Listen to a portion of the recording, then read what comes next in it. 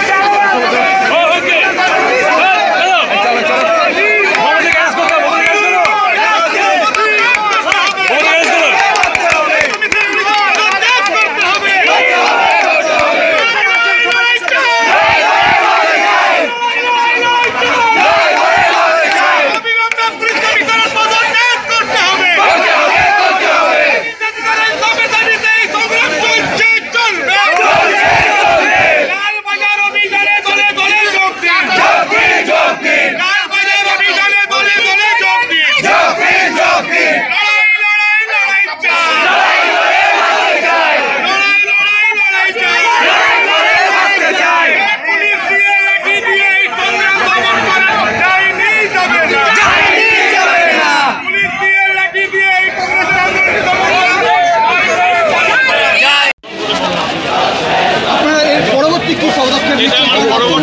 ক্ষেত্রে আমরা আমাদের সিদ্ধান্ত এখনো কি আন্দোলন চলবে এখানে আপনার? না, আরে তো একটা মিছিল আসছে শুনলাম, সুতরাং আমাদের অন্য পার্টি, সুতরাং আমাদের দেখি থাকবে। এবং আব্দুল মান্নানকে আটক করে নিয়ে যাওয়া আমি তীব্র প্রতিবাদ করছি।